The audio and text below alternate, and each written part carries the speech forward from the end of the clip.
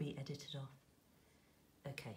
Okay. We're rolling. We're rolling. We're rolling and rolling.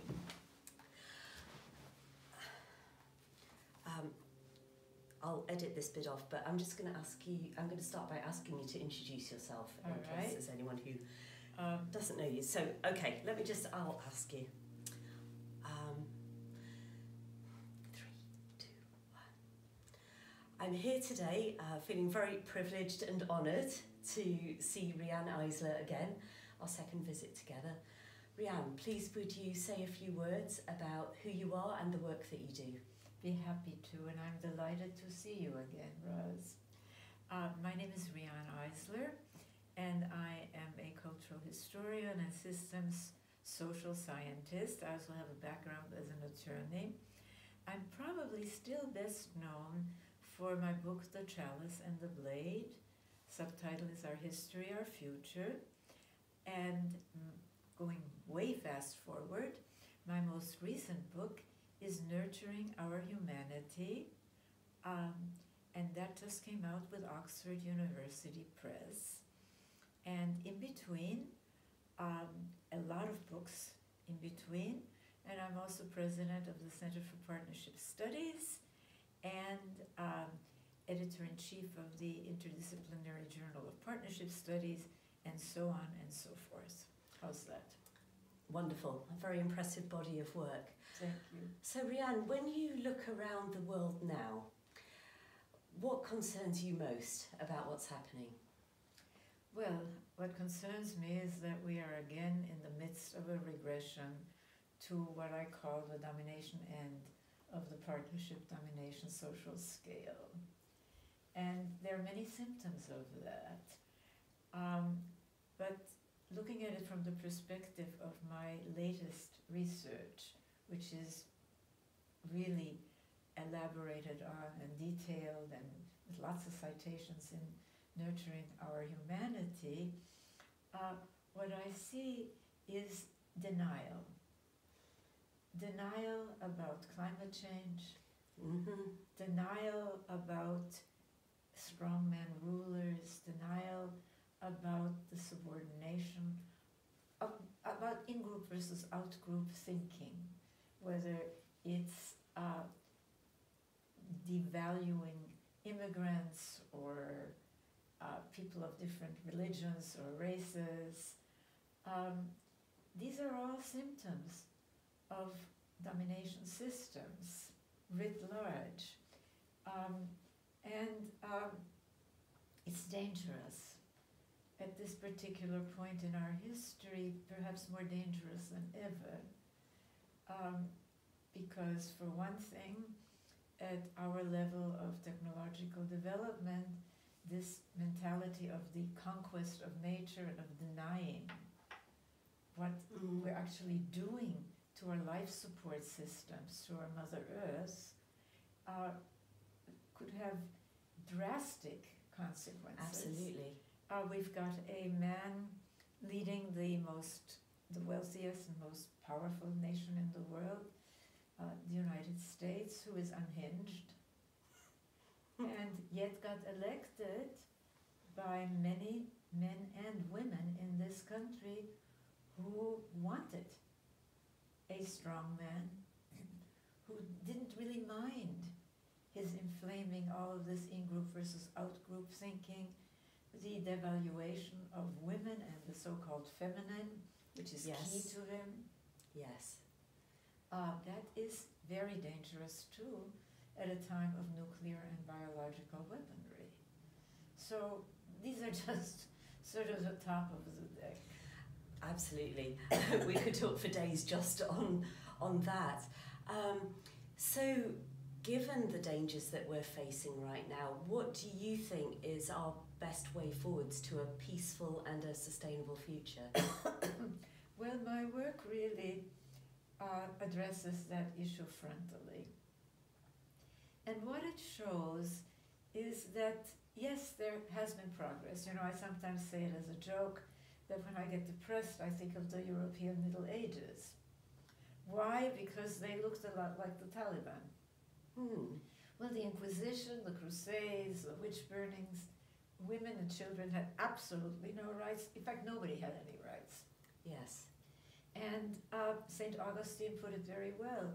He said, for anyone to even think of changing their station in life is like a nose wanting to be an eye. So, one progressive movement after another has challenged traditions of domination, whether it was the rights of man, movements challenging the so-called divinely ordained right of kings to rule, challenging of the so-called divinely ordained right of men to rule over women and children, challenging the so-called divinely ordained, again, right of a so-called superior race to rule over inferior ones, all the way to the environmental movement, challenging our once hallowed conquest of nature. But we have not paid enough attention to the foundations. And what do you mean by the foundations? By that I mean 4 cornerstones that I address frontally in my new book, Nurturing Our Humanity. First of all, childhood. Because what we know from neuroscience is that 85% of our brain architecture is laid in the first 5 years of life. Because we are not born with fully developed brains. They develop in interaction with our environments, which for us humans is primarily, of course, our cultural environments. Yes. And the brain develops very differently.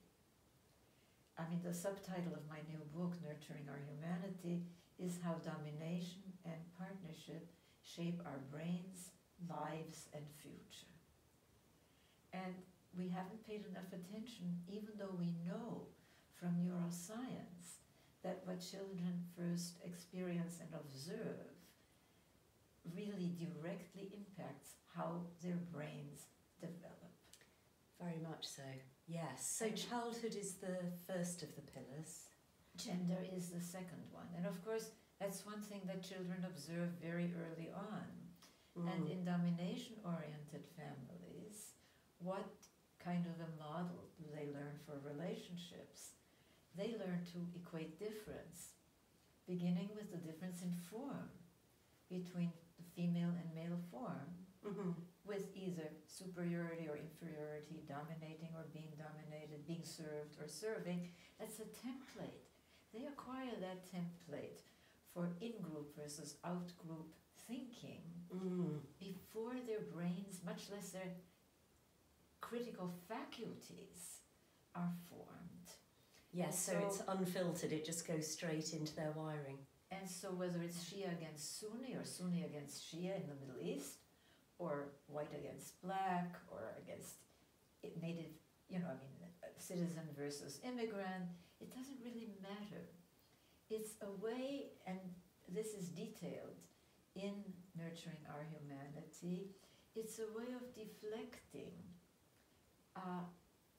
the pain, the fear, the rage that children really, the stress that they experience in domination-oriented families, highly authoritarian, rigidly male-dominated, highly punitive families. Yes. Not, they can't express it against the people who cause them the fear, the pain. In fact, they're supposed to love them. So they are told to do, this whole in-group versus out-group thinking, to deflect it against the dangerous, inferior out-group. So we've got childhood and gender. And then, of course, economics. And they're all interconnected. Yes. And yes, they're all, so. We have to shift them from domination to partnership.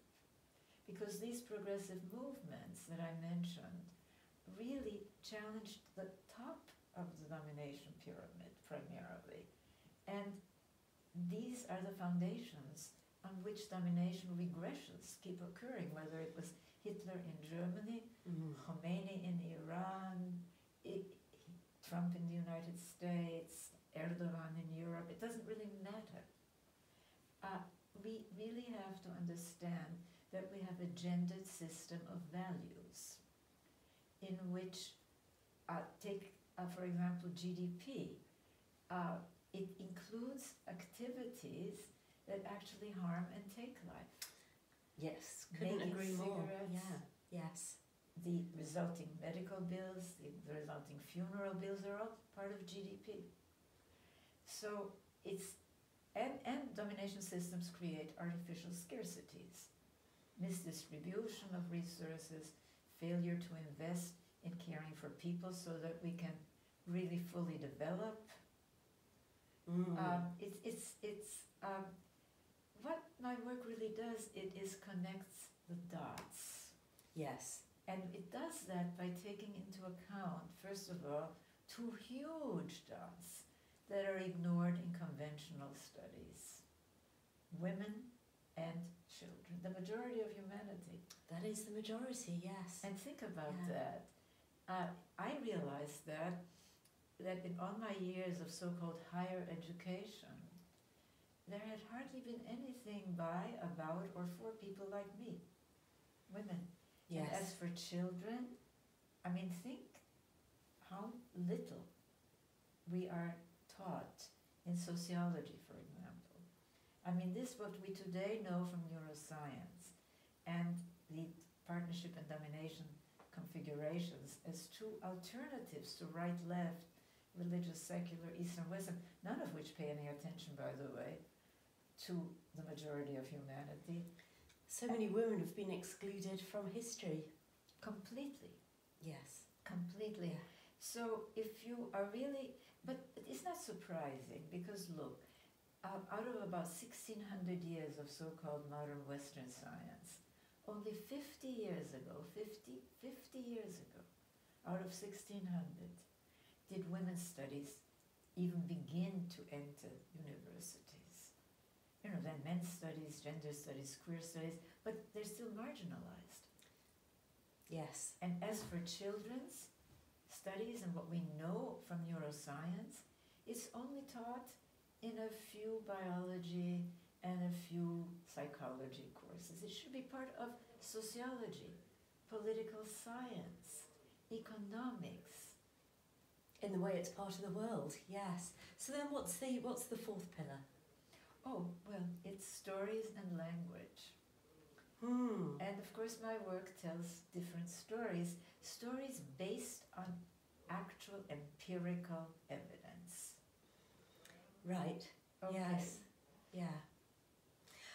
Thank you very much for that overview of your book. There's so much to explore there. I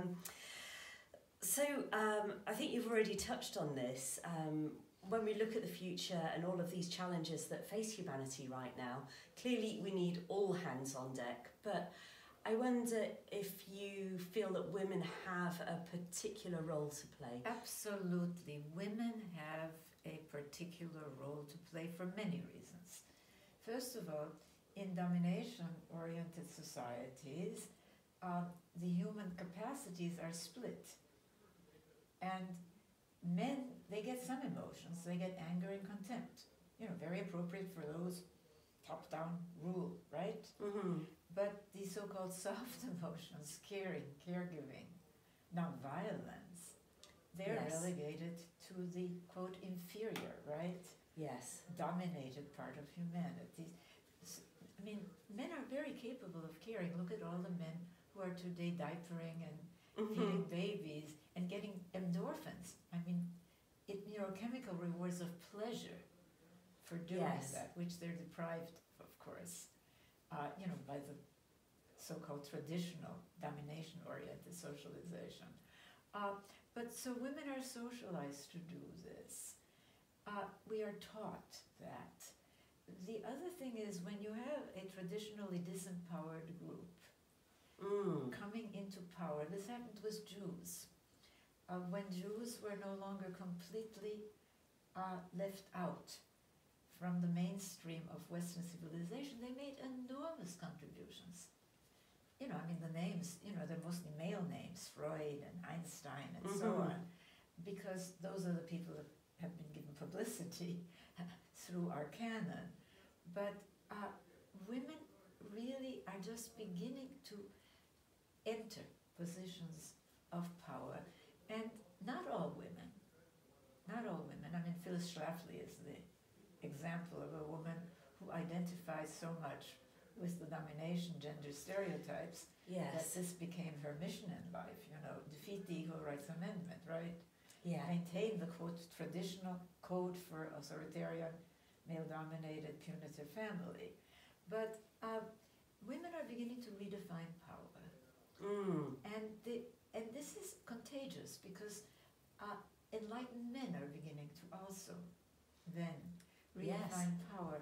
You know, the title of the first book reporting my findings, The Chalice and the Blade, which by the way is now in 57 US editions. Fantastic. Isn't that something? It certainly is. And I can see behind you on the bookshelf, you've got the translations into many, many different languages. I love that. Just came out in a new Czech edition. I love that. But so the point that I was trying to make is that the title, The Chalice and the Blade, are really metaphors for two ways of exercising power. Yes. The blade, it's power appropriate for domination systems, to control, power over, to take life. Yes. But the chalice is also very powerful. It is. It's the power to give, to nurture life, to illuminate life. It's power to, you know, our creative power and power with. And we bring that. I mean, not all of us. I really have to emphasize this. And I also want to emphasize that men are capable of seeing power that way too. Yes. Yes, women don't have a monopoly on feminine power. Absolutely not. But I do think we have a bit of a head start. I think we have a head start, and of course our job, however, is to understand that those four cornerstones. Because if we don't really shift from domination to partnership in those four cornerstones, why? Hitler's Germany rebuilt itself on an authoritarian, rigidly male-dominated, highly punitive family. Gender, I mean, women were pushed, had officially lower salaries, officially. They were barred from the judiciary. I mean, it was a gendered program. Yes. And as for economics, it was all state-controlled. I hate it when Bernie Sanders uses the word democratic socialism because Hitler did. And anyway, the Northern European nations are not socialists. They're partnership-oriented. Yes. They have more democracy in both the family and the state. They have much more gender parity. Women are 40 to 50% of the national legislature. Men, as the status of women rises, can embrace more feminine values, caring. So they pioneered caring policies. So it's actually a world that works for everybody. Like when women have more power, it makes it better for both women and men.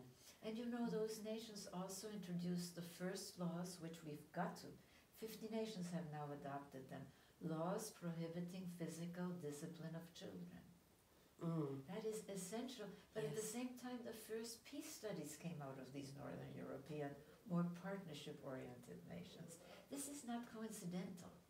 We are talking about social configurations in which childhood and gender play enormous parts, and a caring economics is essential.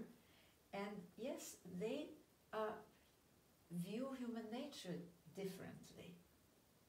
I mean, they don't say more about that. Well, they don't focus as we have been taught, and they have been taught too, but they've left a lot of that behind, on our capacities, which we have, for insensitivity, for cruelty, for violence, but rather on how to support the expression of our enormous human capacities, for sensitivity, for empathy, for caring, for creativity.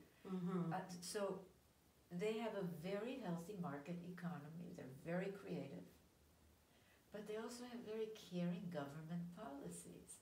It isn't just government control. It is what kind of policies does the government enact? And with the gendered system of values, countries where there is an orientation more towards partnership, there's always money, think about it, for prisons. What is that? That's the male, masculine stereotype domination systems of the punitive head of household. Yes. Yeah, absolutely. And they always have money for another dominator gender stereotype, the hero as warrior, weapons, wars. Yes. But somehow they can't seem to find enough money for the soft, for caring for people, caring for children, yes, health care. I mean, it's crazy. So it's rooted in a very different view of what it means to be a human. Absolutely. And it's also a different language. The Nordic societies very often call themselves caring societies. And I think that we have to leave behind the old ways of classifying right, left, religious, secular, Eastern, Western. Look, there have been regressive, violent regimes in every one of our conventional categories. Yes. So, I mean, and they leave out the majority of humanity, women and children on top of that. So no wonder they don't get us anywhere. So we really do need to move from dominator societies to partnership societies and to treat each other as partners, not as either dominators or dominated. And you have hierarchies. That's why I invented another set of new terms. Hierarchies of domination, which we're all familiar with, you better obey or else. Yes. And what I call hierarchies of actualization. Why? Every society needs parents, teachers, leaders, managers. We're back to the chalice and the blade, aren't we?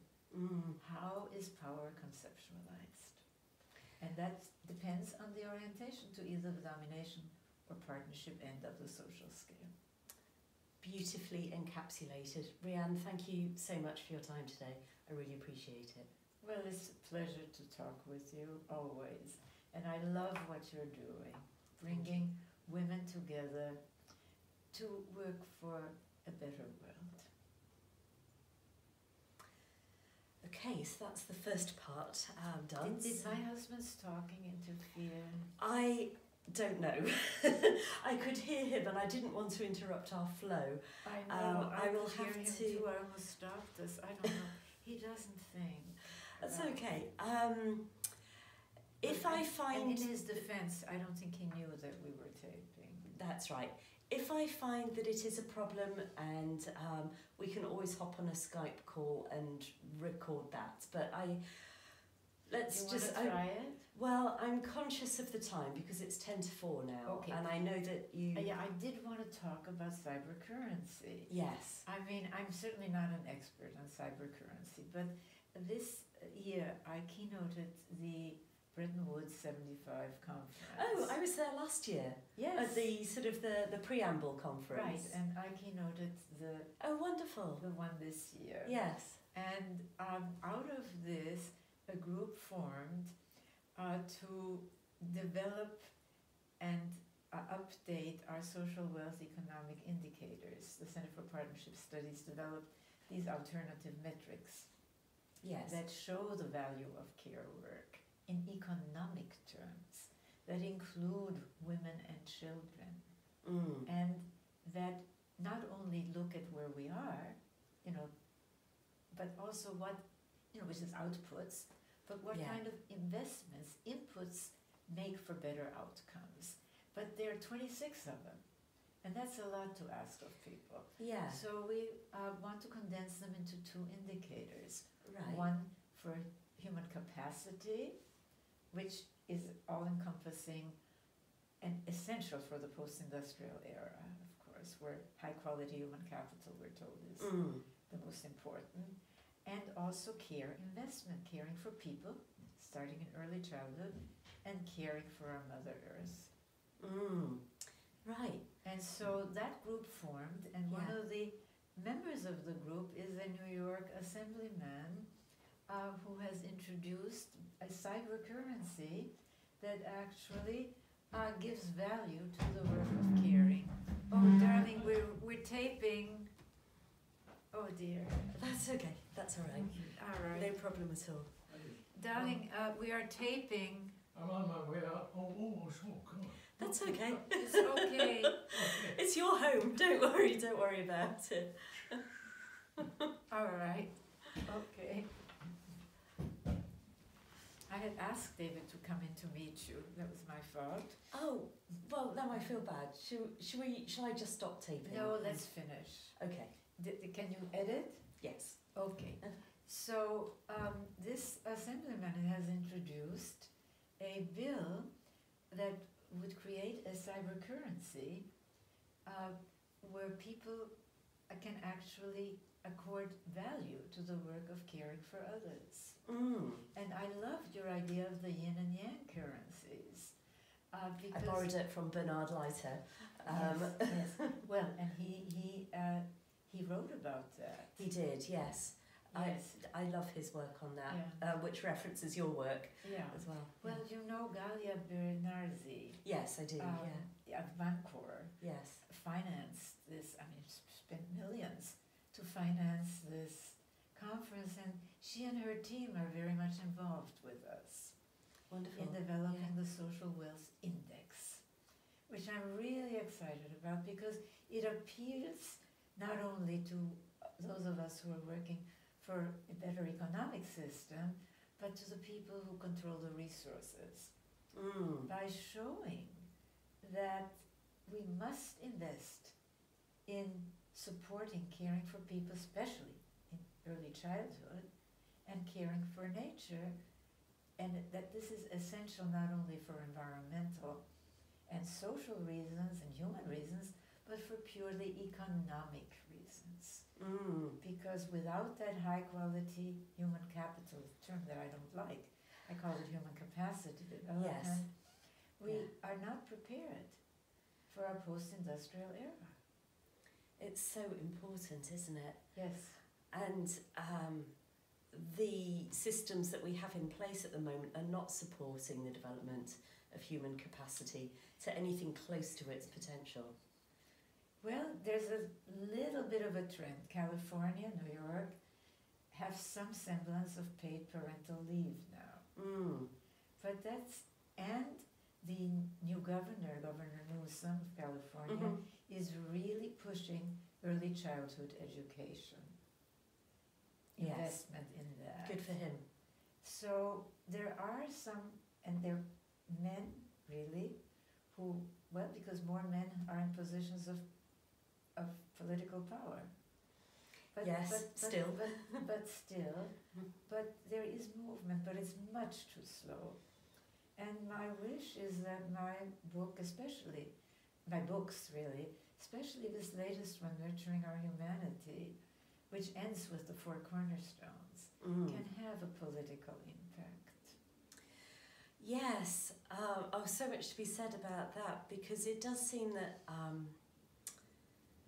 our current political systems are showing the cracks now, aren't they? They're so susceptible to manipulation and abuse, as we've seen in both the US and the UK, and possibly other democracies recently.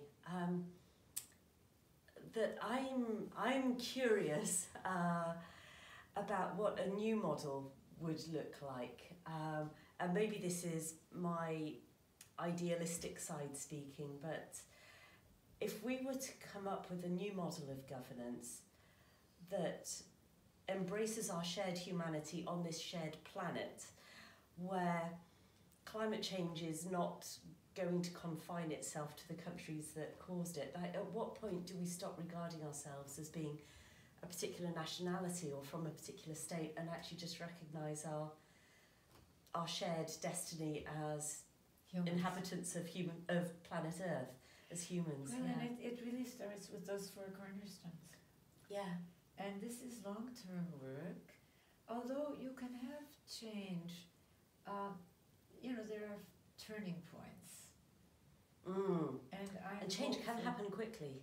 I think so, but it's going to take a while to have enough people who are brought up in more partnership families. And we're running out of time, of course. So it is a race against time. I feel that too. It's a race between our challenges and the raising of our consciousness. Yes. And at the moment, I would say the outcome is very uncertain. Well, but we have the commitment, don't we, both you and I, Yes. to Very do much so. everything we can in our power to accelerate the shift from domination to partnership. When I get a bit despondent about things, I imagine a set of scales, and those of us who care about the future are doing what we can to add as many straws to one side of the scales as we can, And that's all that we can. in the hope that we reach the tipping point. That's right. Well, thank you so much for the work that you're doing. Well, thank you, Roz, for interviewing me. It's always such a pleasure. Wonderful. Well, Let me I hope turn we this have off. something here. Well, we definitely got through the first 2 or 3